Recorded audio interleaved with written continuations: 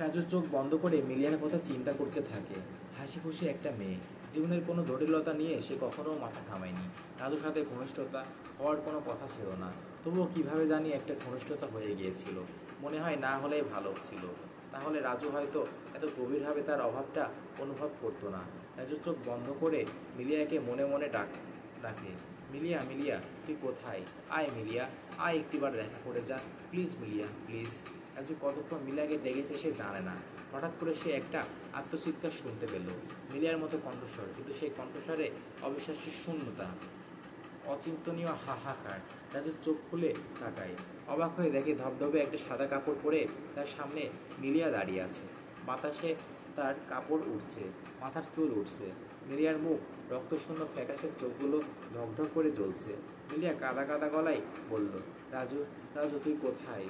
রাজু বলল, এই তো আমি, এই তো আমি। আমার কি হয়েছে রাজু? আমি কেন কাউকে দেখতে পাই না? আমি কোথায় রাজু? রাজু আবার ফিসফিস করে বলল, এই যে মিলিয়া, আমি তোর সামনে, আমাকে দেখতে পাচ্ছিস না তুই? মিলিয়া ভাঙা গলায় বলল, হ্যাঁ রাজু, আমি এখন দেখছি, তোকে দেখছি। তারপর হঠাৎ পিহুকে কাঁদতে শুরু করলো। রাজু কি করবে বুঝতে পারলো না, নরম গলায় বলল, কাঁদিস না মিলিয়া, প্লিজ তুই কাঁদিস না। মিলিয়া কাঁদতে কাঁদতে বলল, কেন আমাকে মেরে ফেললো? কেন, আমি কি করেছি বল? রাজু কি বলবে বুঝতে পারলো না। মিলিয়া আবার ফুঁপে ফুঁপে কেঁদে উঠে বলল, তুই আমাকে বল রাজু, আমি সাফকাতের কি করেছি? কেন সাফকাত আমাকে মেরে ফেললো?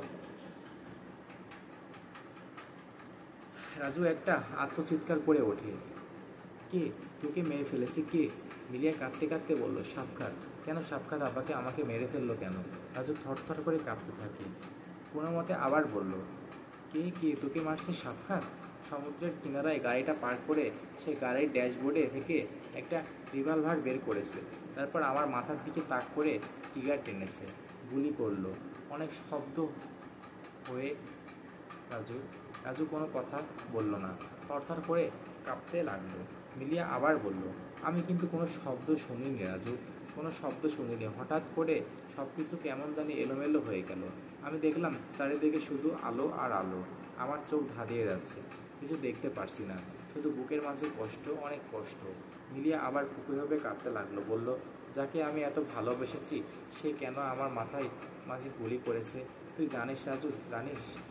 রাজু বলল, কোনো কথা বলল না, অবাক হয়ে মিলিয়ার দিকে তাকিয়ে রইল। মিলিয়া আবার ফিসফিস করে বলল, মনে আছে রাজু, তুই বলেছিলি সাফকাত হচ্ছে সাইকোপ্যাথ, মনে আছে? আসলেই কি মানুষ কখনো সাইকোপ্যাথ হয়? রাজু মাথা নাড়ল, বলল, আমি জানি না মিলিয়া, আমি জানি না। মিলিয়া একটা দীর্ঘশ্বাসের মতো শব্দ করলো, বলল, জানিস রাজু, এই জগৎটা অন্যরকম। এখানে নাকি কোনো দুঃখ নাই, কষ্ট নাই, রাগ নাই, হিংসা নাই। কিন্তু তাহলে আমার মনের মাঝে এত কষ্ট কেন রাজু? আমার এই কষ্ট দূর হবে কবে? রাজু কিছু একটা বলতে যাচ্ছিল, কিন্তু থেমে গেল। সে অবাক হয়ে দেখল, ঠিক মিলিয়ার মতো ধবধবে সাদা পোশাক পরা একটা ছায়ামূর্তি মিলিয়ার পাশে ধীরে ধীরে রূপ নিতে শুরু করেছে। রাজু অবাক হয়ে দেখে ছায়ামূর্তিটি যেন একটা দেবীর প্রতিমূর্তি। মূর্তিটি খুব ধীরে ধীরে মিলিয়াকে বুকে জড়িয়ে ধরে ফিসফিস করে বলে, মা, তোর কষ্ট দূর হবে মা, অবশ্যই দূর হবে। মাত্র পৃথিবী থেকে এসেছিস, তাই তোর বুকে এত কষ্ট।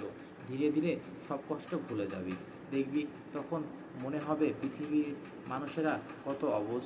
আয় তুই আমার সাথে, আমাদের ছেড়ে তুই একা একা কেন এখানে চলে এসেছিস?